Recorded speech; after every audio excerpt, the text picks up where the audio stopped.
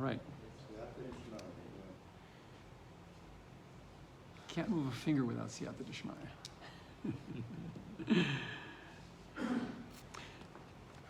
Rabbi Yehuda said something just now that I have to start with because it's a wonderful bridge that we're talking about. That I have to know that evil is inside of me. Well, you know what? The Gemara says the same thing. And the Gemara gives us a little bit of historical background. The Gemara in Yevamos tells us, and the Zohar elaborates on it, that when Adam and Chava ate from the Eitz Hadas, way back when, the old days. So Hashem goes to them and says, "Where are you?" And Chava says to him, "Anachash Hishiani." Nachash made me do it. The devil made me do it. But what the Gemara says and what the Zohar tells us is something incredibly profound, which affects us. And it relates to this very point that we concluded the last class with. Hishiani shouldn't be read as Hishiani, should be read as Hisiani. That the Nachash married me.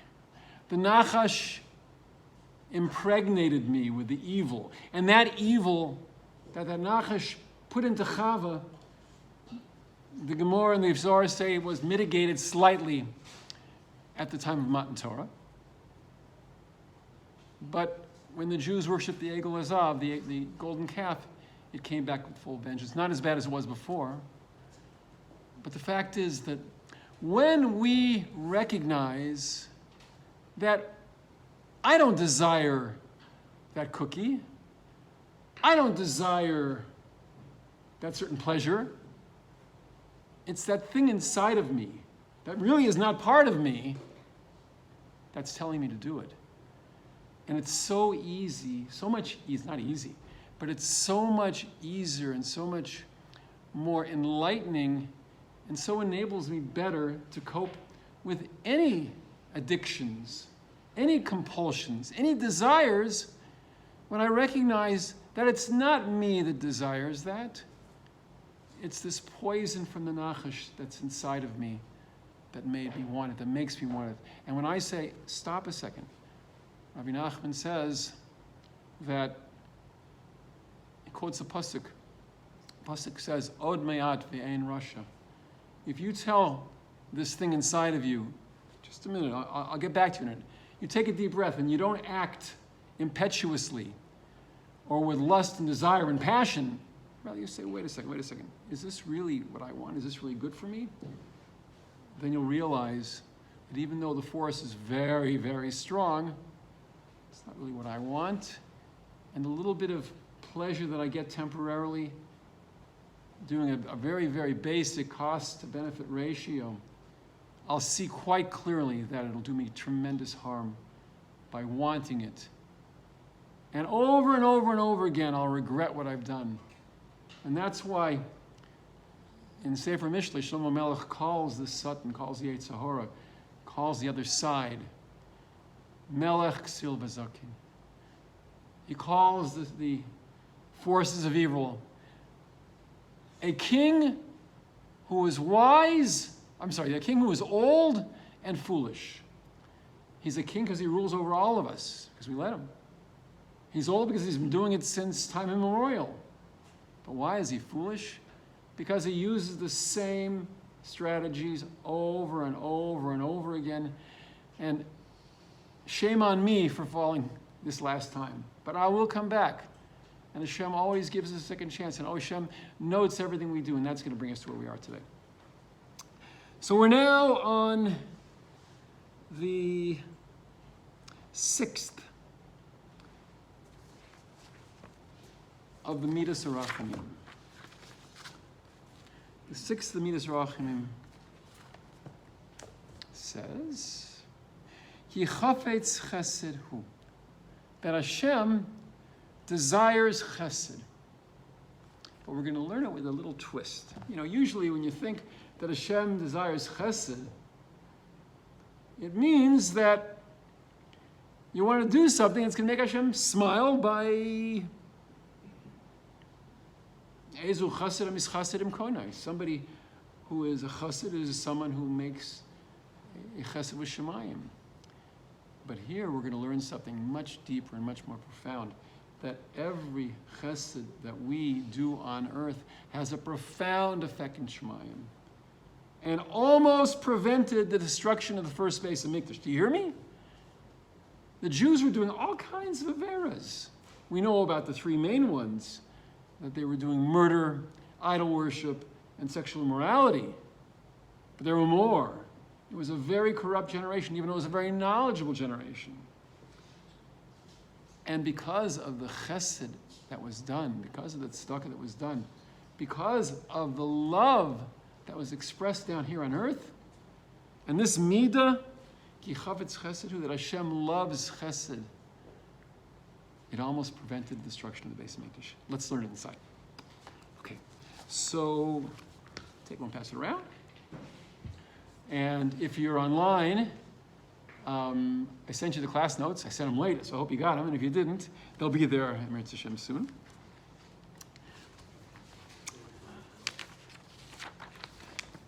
And I want to also share with you an idea before we actually begin.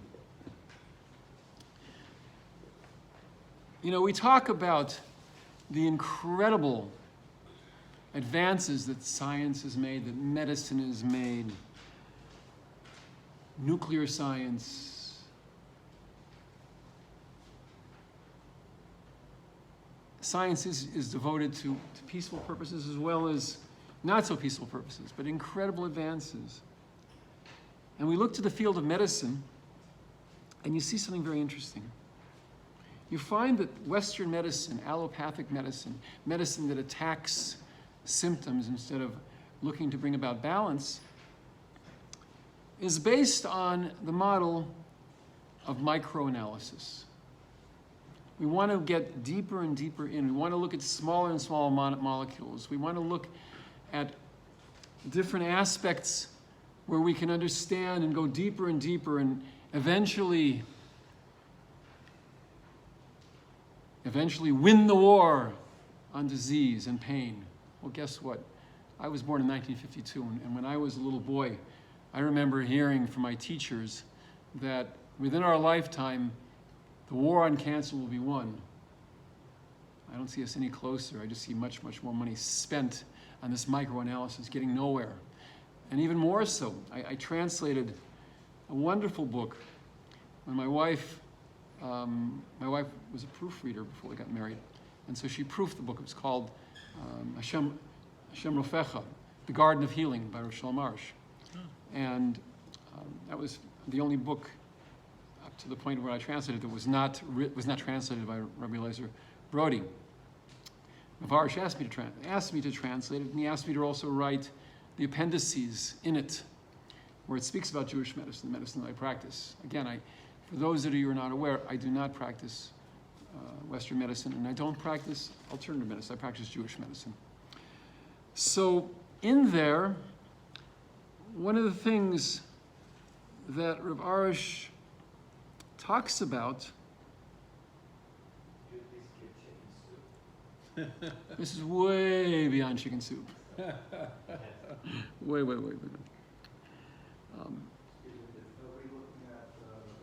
No. We're looking at a translation of Thomas Devorah.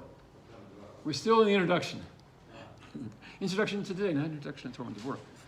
Okay. So one of the things that Rav Arush talks about in the beginning, which is an incredibly profound idea, medicine is advanced so incredibly much in terms of figuring out identification of illnesses and treatments of illness. One thing that medicine has gotten nowhere on is the amelioration of pain. When somebody gets the machla, when somebody comes down with corona or diabetes or senility or heart disease, the best that Western medicine can do is to numb it. And by numbing it, they're doing nothing to solve it. As a matter of fact, they're probably delaying the healing of the body, because the pain is a message from Hashem, the Gemara tells us.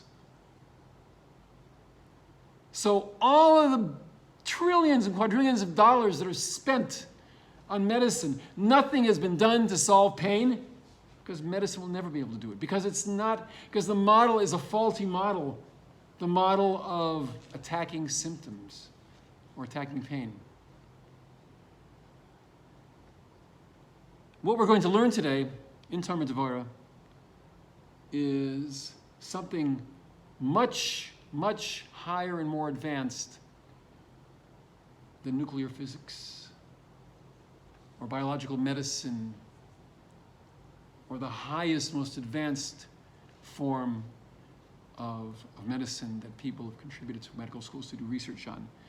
Billions and trillions of dollars are spent on it. We're going to learn a type of nuclear physics that's much higher than what man does. You know what the gematria of man-made is? It's the same gematria, it's Masiyah de Odom, the same gematria as illnesses, machalais. Because anything that science and medicine tries to do to heal something, not using the gifts that Hashem has given us, they're doomed to failure. However, today we're going to learn a little taste of the deep nuclear physics of the Kabbalah, not from the Talmud Devorah, but from the Pardes Rimonim. We're going to learn a little bit about how things work in the world. How really things work in a micro sense. What I do is totally macro. It's stepping back and looking at the larger picture, seeing why the organs are not interacting properly, seeing where the messages from Hashem are coming from, making myself small and humble instead of big and looking small. So let's begin. Chafetz Chesed. Who? You refer to Jewish medicine practice in Jewish Yes. medicine as opposed to alternative medicine. I don't know what Jewish medicine is other than this is Jewish. I will explain. It's readily available on the internet.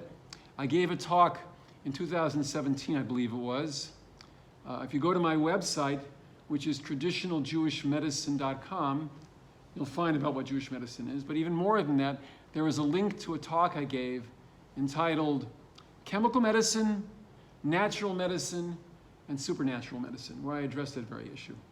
And there's a link to it from it. Okay.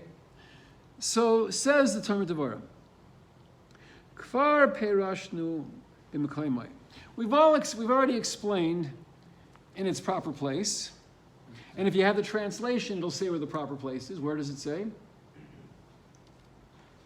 Right in the beginning. That's right, it's in the Pardes Rimonim, and it's from the Shar Hechalos. It's from the fifth heavenly palatial chamber, which we're going to get a copy, which I'm going to give a copy to you of momentarily, and where he speaks about how Hashem's nuclear physics works. A taste of it. You know, it's interesting. I think I mentioned to you last week, somebody came to me, a very special holy Jew came to me, who you all know, and he suggested I have a charusa. I get a learning partner with somebody. He had actually spoken to a tzaddik, and he said I should have a learning partner with someone in Kabbalah, but there has to be deep love in that relationship and on a relationship with Hashem.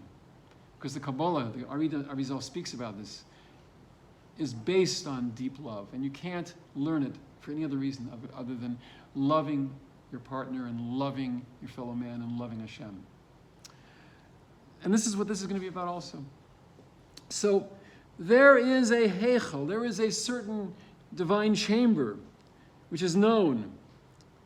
Malachim emunim lekabel gemilas chasadim sha'adam oiseh ba'olam hazeh. And all the kindness that we do in this world is accumulated there. the kasher midas adin mikatreges al Yisrael, and when the midas adin, the force of evil, the adversary, comes along with accusations against Israel, immediately those angels show the kindness that the Jews have done. And Hashem is compassionate, is merciful on Israel, because of this principle of kindness, that Hashem loves kindness. And if the Jews are guilty and deserve punishment, if they express kindness to each other in their actions, He's merciful upon them, as what happened during the time of the Beis Hamikdash, the first Beis Hamikdash. So let's take a detour. And let's go from Tomer Devorah to Pardes Rimonim. Is it an upgrade? It's a major upgrade. You should have a copy of it online. It was sent to you. And I want to go quickly, so I'm just going to translate directly what we have here. So, the Pardes Rimonim is truly the essence of the workings of the universe by the author of the Tomer Devorah, this being his magnum opus, among many other works that he wrote, but this is his most famous work. He being the Rebbe who the Ari HaKodesh recognized as his Rebbe, who the Arizal was maspid, who gave a eulogy at his levaya, his funeral, and who, everyone knows that the Ari passed away at age 38, very, very young, as did the Ramchal, as did Rabbi Nachman. Well, the Ramak passed away at age 48. He also lived very, very young life. But the genius of his writings are remarkable. So let's learn. A glimpse into the fifth heavenly palatial chamber from the deep Kabbalah of the Ramak. And there are a number of hechalos, chambers or palaces. Do we know how many? Do we know how Yeah. many? This is the fifth of, I think, 9 or 10. It's all listed in Tomer Devorah. This is only one of them. Nothing's been lost, Baruch Hashem. I was, at the very beginning, the first year, somebody asked me if you're listening now, I hope I can answer you directly, though I did answer online. You asked if the Tomer Devorah was adulterated or was edited. And the fact is, we have original manuscripts of it, and we Baruch Hashem, have all the manuscripts of the Ramak. And nothing has been changed. No additions have been changed. Okay. So, it is within this palatial chamber, within this heichal, I'll just use the word heichal, within which sustenance, life force, and all the chambers before it, the 4 chambers before it, depend upon. Now, within this chamber, there is an entryway, one entryway. And standing guard, by the way, this is a tiny, tiny piece of the 5th heichal. It's very, very long. So just to give you an idea how deep this is. This is just to give you a Vorschweis. Within this chamber, there's an entryway. And standing guard at the entryway is a great Malach HaSharis, a great ministering angel. And then the Pardes Rimonim says the name of the angel. But we're not allowed to say angels' names, so I'm not going to tell you. And this angel's job is to advocate on behalf of Yisrael, so that the side of harsh judgment never is given control over them. Have you heard that before? That's exactly what we said before in the Torah Devorah. Now within this heavenly chamber, there are two great angelic lights that stand at full height with great love. And these angelic lights guide inward the love of Israel to their Father in heaven by their action. The action of mentioning all the acts of kindness, and they do. Well, wait a second. We have a sitter here. Yeah. Every day,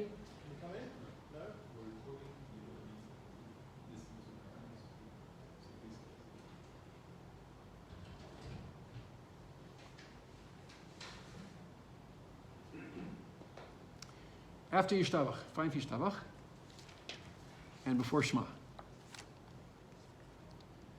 We're going to talk about something that everyone says every day, but never thinks about what it means. So these angelic lights, what are they doing? They're standing at full height with great love. And what do we say in the davening every day? Huh? No. No. The Mars is talking about the moon and the sun. This is different. We're talking about Malachim.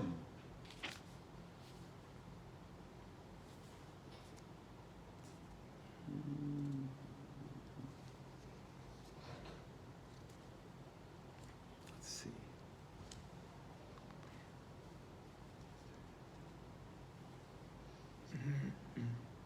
This is not my nusach, so. Oh, here we go. So it talks about the ministering angels. Kulam oimdim berum oilam. They are standing at the heights of the world. Umashmiim b'yira yachad v'kol. And they hear with great awe Divrei Elokim Chayim Melech Olam, the words of the living God. And they all have tremendous love.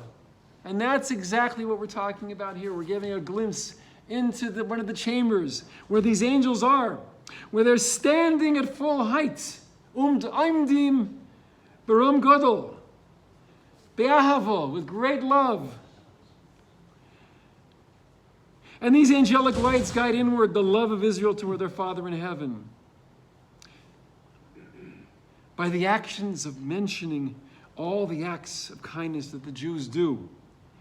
And when the love is stirred up from down below, it causes this chamber to be filled, this fifth palatial chamber, with tremendous abundance of good, of kindness, and of compassion. And these angelic lights bring forth further those who engaged in acts of self-sacrifice, of Mesiras Nefesh, with love, which unify them with their Maker. All of this is about making yichudim. And all the acts of kindness that people do rise up to this chamber, and from there they rise up further and form a celestial crown before the Holy One, blessed be He. That's a taste of Kabbalah. All about love. There's so much more that I skipped. What did we, in the class, one of the classes on the Arizal about a month or so ago on his yard site, it was mentioned about yichunim,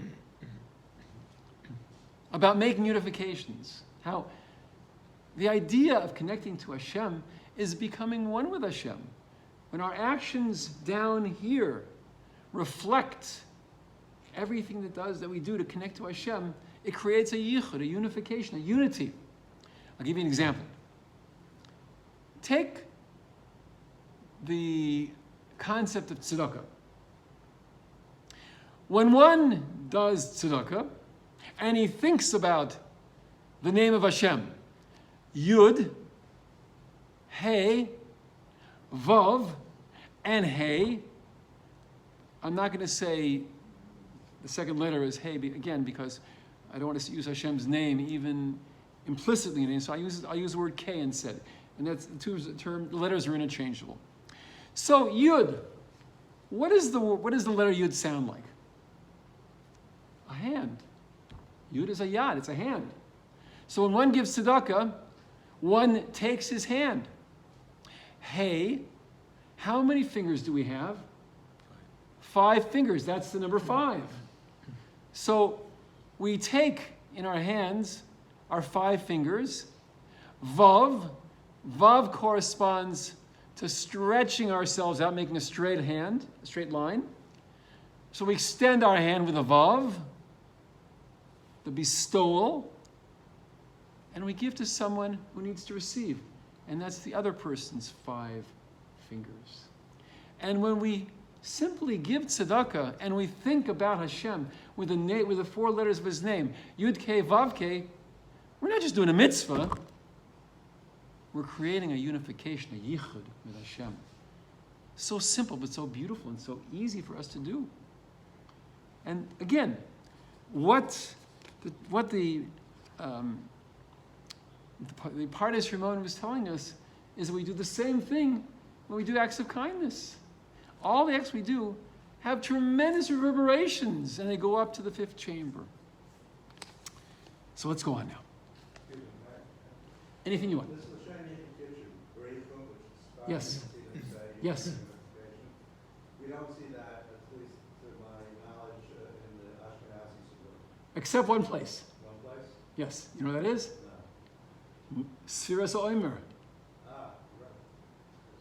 Except for certain groups of Ashkenazim who don't say it. They don't say it. But the idea that the reason it's not stated, and the reason why it's stated specifically with Ashkenazim in Sfiras HaOmer, is that people don't think of themselves as worthy of affecting change, of having focus and concentration to connect to Hashem. That's why we have our Rosh Hashivas, we have our Rabbanim, we have our shul rabbis who are able to not invoke on our behalves, but to teach us to be able to grow. But on Sfiras HaOmer, almost everyone believes that we've escaped Mitzrayim. We've come out of the darkest pit that we could possibly be in. And we're climbing up. And as we climb up, even Ashkenazim, for the most part, believe that we can make a yichud through Sfiras HaOmer. How about that? Hallelujah. So where I wanted to get to, actually, and thanks for Yeah. explaining that as well. So the unification, I have no idea what that means. Sanctification, unification, other than all the Yidden, will be together. They all believe. No. I don't know what that means. No. It means that we are bringing Hashem into our lives by our actions. We're not disconnecting from Hashem no matter what we do. When I'm giving my friend a hug, I want to please Hashem. When I'm doing a mitzvah, I want to please Hashem. Not because I'm accumulating mitzvah points, but I want to please Hashem. I want Hashem to be happy with what I do. Not just to fear Hashem, but what do we say every day? V'ahavta es Hashem Elokecha, b'chol levavcha, b'chol nafshecha, b'chol me'adecha. Are those just cheap words? And you should love Hashem your God with all your heart, with all your soul, with all your might? That's a unification. Hashem is asking us to love Him. When you have somebody that you love, if all of you have ever been married to someone, you may or may not be in a good marriage now or in a marriage at all now, but whenever you've had that moment of love, all you can think about is that person. All you want to do is be around them and think about them and connect them with your life. I'm going to be speaking in Eretz Hashem. There is a woman's international group called Nexus, and they're doing a seminar in which they're talking about healing. And many, many great scholars and doctors will be giving classes in that. And when the founder of the Nexus movement interviewed me, she wanted to vet me, so to speak, first. And so we were sitting overlooking Meron, and the sun was setting, and I was sitting with my wife talking to her, and she was, and it was a magnificent moment, and my wife didn't want to be there. So she said to her afterwards, I hope you're not going to include me in this. And I told her, I want you to be there because you're part of me. We're married 9.5 years. It's Hashem Pesach time. We got married the 10th of Nisan. almost 10 years, and my life is her life is me, and I can't be away from her. I want to be with her. And so, as we're talking about unification, that love that you had, I have, and I hope you can find again if you don't have currently. I know Shlomo has it. Thank God for Hashem. Hashem. You don't want to be apart from the person you love, and that's what a yichud is. A yichud means an inseparable love, and we can do that, and that's the beauty of Sfiras HaOmer. Also, Sfiras HaOmer allows us to climb step by step by step. We got a quick boost when we left Mitzrayim. Right away, we were at a very high level at Kriyas Yamsuf. It was a taste as to what love can be. But the ultimate love was when we got to Har Sinai. And Hashem gives us moments when we feel His sweetness. Hashem also gives us moments of fright when we tend to forget Him. But the key is to be able to recognize that there are no events in the world, and there's nothing that happens within us, within our bodies or the events in our lives, which are not messages from Hashem. Hashem is coaxing us. That's the idea of Elul. Ani l'doidi v'doidi li. There is a dialogue going on. I am speaking to my beloved, and my beloved is speaking to me. He's talking to me, and he's telling me, please listen, Yidullah. I want you to hear me. I want you to feel the sweetness of what I'm going to give you. If you don't listen to me, I'll try to wake you up in a different way, hopefully not a painful way. But that's the idea of a yichud. I don't disagree with everything you said, and it's beautiful. It's not for me. The part that I disagree with is that's not what it says. It says the same picture, Barichu. That's right. Barichu is on one side, let me finish. Barichu is on one side, Ushkinta is the other side. It's not me and Baruch. The two parts of the No, you misunderstand. No, they're not doing it. I'm doing it. I'm doing this mitzvah to unify the Kodesh Baruch Hu and the Shekhinah. Kodesh Baruch Hu represents the activity that I do, and within me, the activity that I'm doing is causing the Shekhinah to rest within inside of me. I'm unifying them within me. Is that clear? We are the Shekhinah, or Yes, what is the Shekhinah associated with? What term is it associated with in the Partsufim? Malchus. The Shekhinah is Malchus. Malchus is like the moon. It doesn't have any light in and of itself. Everything comes from the mashpia, from the benefactor, from the influencer. When I do something, I become an influencer. And if I affect that my body is able to hold that which is being brought down by my actions. So yes, I am unifying them, and I'm bringing God inside of me. Could you argue what Aaron is saying? Could you argue that without the Shekhinah being inside of us, we wouldn't have the kelim to connect with God because He's infinite? Absolutely. So I'll tell you something scary. And I lost a friend when I showed him this from the time of Devorah. Later on in part 2, which we're going to get to in the next class, not the next class, the next course, it brings down in Malchus that a man who is not married does not have the Shekhinah with him. So get married. wow. Is that collaborated with other sages? Absolutely. But surely the Ramak says it beferish. But surely you can't even operate if you don't have the Shekhinah or part of the Shekhinah in you. True. And there's a long explanation as to what that means. And it doesn't mean to all you single guys that Hashem doesn't love you, doesn't care about you. But you're incomplete. Because your whole existence and being comes from creating this unification. The unifications that you make by making your body a vessel. The unifications that you make by giving to the ones you're supposed to give to, specifically your wife. To make oneself celibate, to make oneself a parish is not the way of Judaism.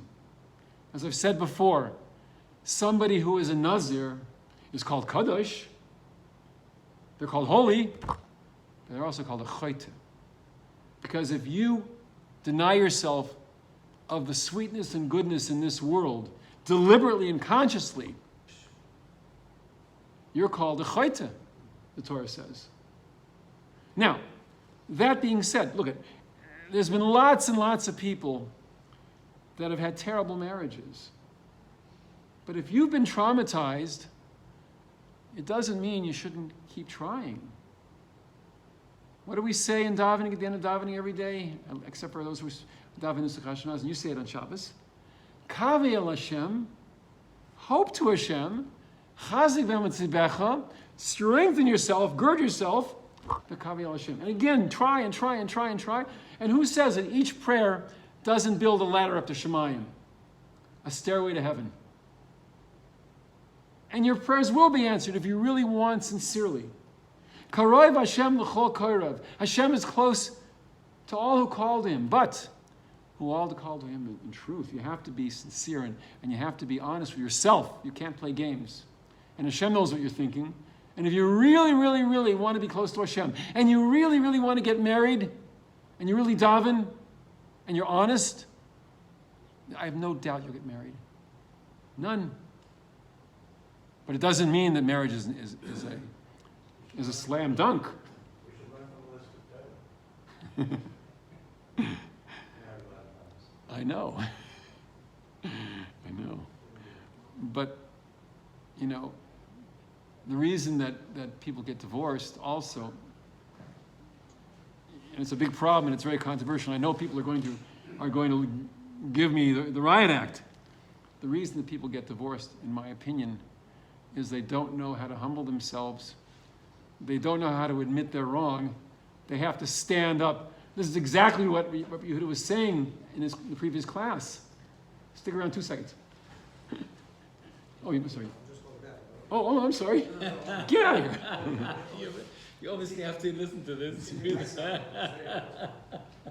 that truly, when we try and we make an effort and we connect, Hashem will help us in everything we do. Hashem will help us find that and be successful.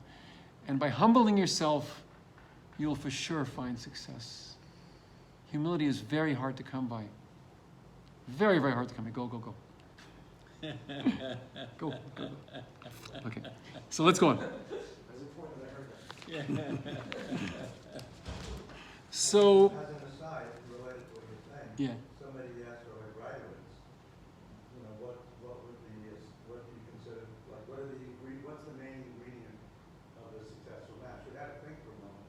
And he said being tolerant of the other person, and being humble and not having a fight over. The Zohar Kodesh says there's 2 elements, and the Rav Arush quotes them. The one element to a successful marriage is, and this is to a man specifically, the one element is to recognize that your wife is your mirror, and any flaws you see in herself, you see in her, you have to look at yourself and make those changes in yourself. Number 2, women by nature are highly sensitive. And even if you say something which is the truth, which is straightforward, men are very straight about these things.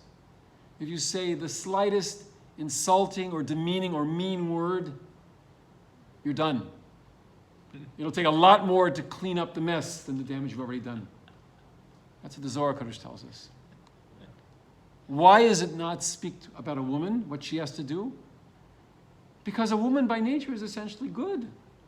And a woman just needs to build her home and be given what she needs to be given, and she'll be home free. Any marriage that a woman wants to tear apart, it's all because of the man not seeing his own flaws, and the man being disrespectful to the woman. Okay. Let's go on to Torah Devorah. That was very good. Okay. So, how much time do we have? Because I got something very big to talk about. Well, officially, I think the Zoom is going to expire shortly. Yikes. Okay, so I'll just do the Torah Devorah, and then, Oh, it's really chaval because this thing I didn't. I'll just read it very quickly. Okay, so we're going to talk about the destruction of the Beis Hamikdash, and we're going to talk about how it happened. And there's a medrash. The medrash says, Medrash Rabbah in Vayikra says like this: before the destruction of the Beis Hamikdash, the Malach Yecheskel was exiled to Babylonia 11 years beforehand. Is a malach called Yecheskel? The Navi, the Navi Yecheskel, I'm sorry. The Navi Yecheskel was exiled. And while he was in Bavel, he had a dream 11 years before the destruction of the Beis Hamikdash. And this was the dream that we're going to talk about inside the Talmud Devorah. But very briefly, the Medrash talks about that. Listen to what it says. And the Charuvim, the heavenly cherubs, said to the Malach Gabriel, who heard from angels that have direct access to HaKadosh Baruch Hu, that he, the Malach Gabriel, did not have access to. In other words, Gabriel didn't have a pass to get into heaven. The Malach Gabriel, the strongest, most powerful of all the Malachim. So Hashem said to him through the guards of the heaven, you, Gabriel, should engage in the act of righteousness and place 2 blazing coals in your hands to cool them off ever so slightly. What are those coals? Those coals are from underneath where the Mizbeach is, where the heavenly fire manifests on earth. The hottest place in the world is located underneath the Mizbeach. So 11 years before the destruction of the Beis Hamikdash, Gabriel was told by the Maluchim, take 2 coals from underneath there and keep them in your hands.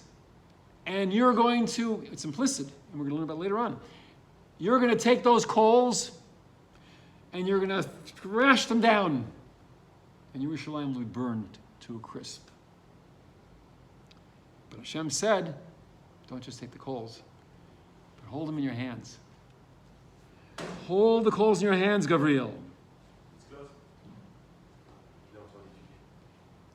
And for 6 years, the coals smoldered in Gabriel's hands, and he waited. And they were cooling off little by little. Gabriel, the angel of fire, was cooling off the heavenly fires in the hands, if you can imagine the scene. It's unbelievable. And Gabriel waited, hoping that Israel would do tshuva. And when Gabriel saw that the Jews were not changing their ways, he got ready to throw the coals upon them. V'lekakea beitzasam shel Yisrael. In slang, you can figure it out yourself, but I'll tell you what it literally means. No, I'll tell you the slang. I'll tell you what the implicit information. Which of the spheres is most involved with reproduction? Yesod. Okay. And so, concerning Yesod, Gabriel intended to sever the foundation of Israel. The term that's literally used is lekakea beitzasam shel Yisrael. Amev and Yavin. I'm not going to use the term here. As Gabriel's getting ready to do it, all the drama. HaKadosh Baruch Hu, just like by the Akedah, shouts out, Gabriel, Gabriel, stop! Among them are people who do acts of righteousness to each other. As it says in Yecheskel, and it was shown to the Cheruvim, the form of a man's hand. Remember we talked about the Yichud of Tzedakah? That's the Yichud that the Jews did during the time of the first Beis Hamikdash. So, I just read that through quickly. You can have this. It's in Hebrew, the original Hebrew, from the Medrash. And there you go. But let's get back to Talmud Devorah. Okay. So here's what happened that we just read about.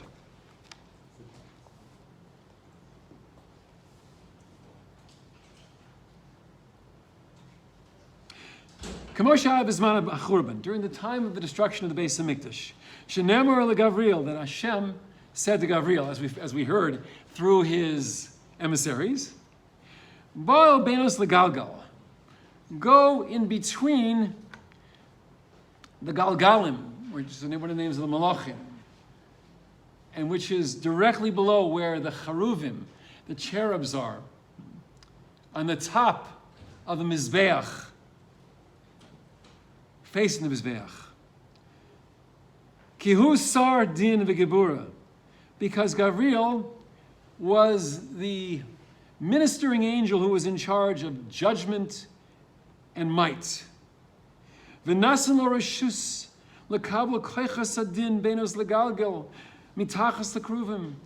And Hashem gave permission to Gabriel to give him permission to take the full might and power of judgment from between the Galgal, which we talked about, which is underneath the Kruvim, the cherubs, which is above the fire of the Mizbeach. Hainu din Gevuras HaMalchus, which is called Gevuras HaMalchus. Gevuras HaMalchus means, means the Midas Hadin. So very interesting. Just to add parenthetically, if you think about it, most of us know that when Hashem created the world, he created it with the Midas Hadin, the attribute of justice. And he saw the world couldn't live with the Midas Hadin by itself. And so Hashem melded with it the Midas HaRachamim, the Midas HaChesed. And that's what we've done here. We've learned something incredibly new that we're going to expand upon in just a minute.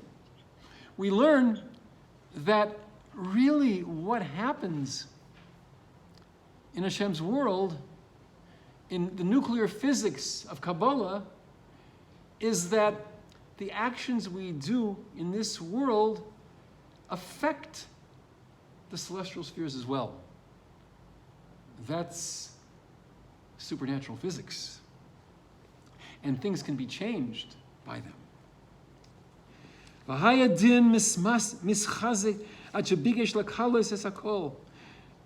the din became so strong that Gabriel was ready to destroy everything. Again, the same term we had in the Medrash Vayikra.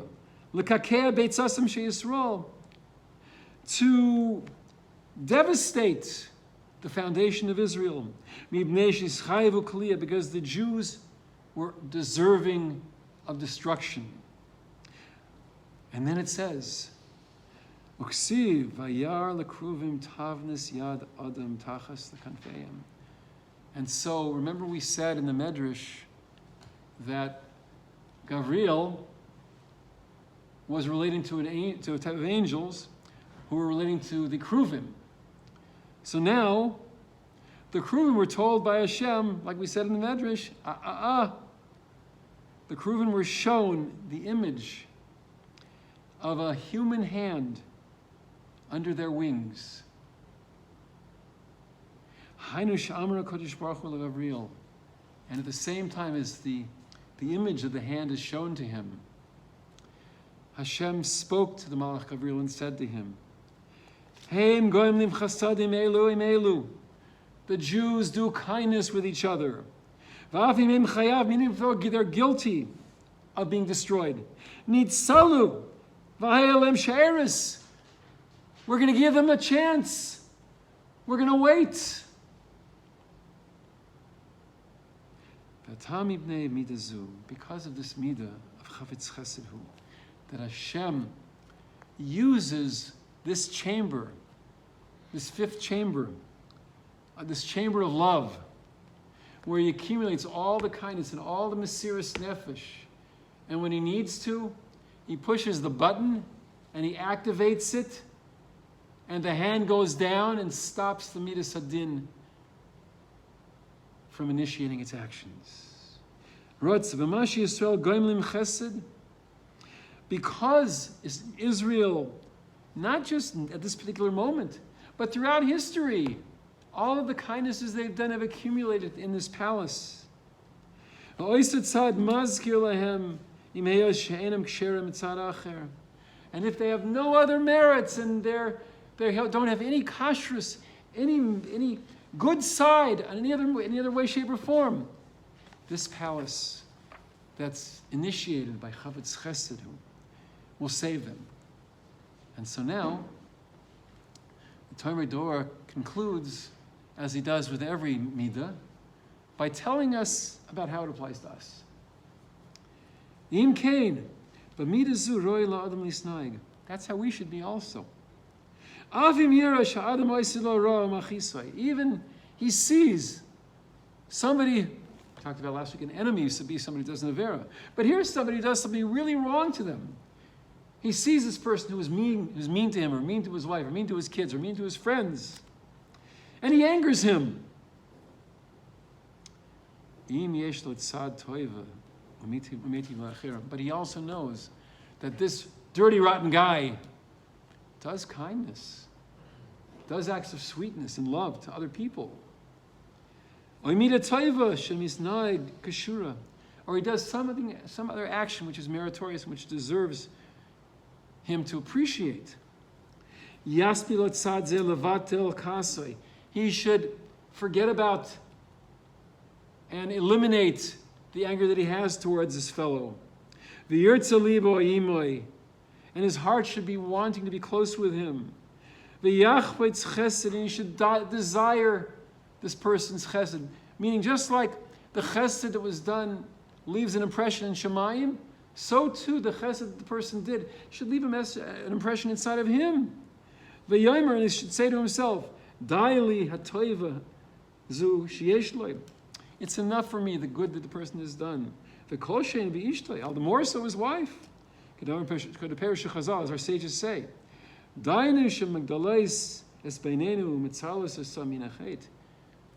it should be just absolutely enough that his wife raised beautiful Jewish children and protected them and saved them from sin. So you should say concerning every person, it's enough the good that person has done. Plenty. Not just to me, but to someone else even. He may have done nothing good to me. He may be rotten to me. He may be hateful to me. But if he's done good to someone else, that should be good enough for me to be nice to him. Or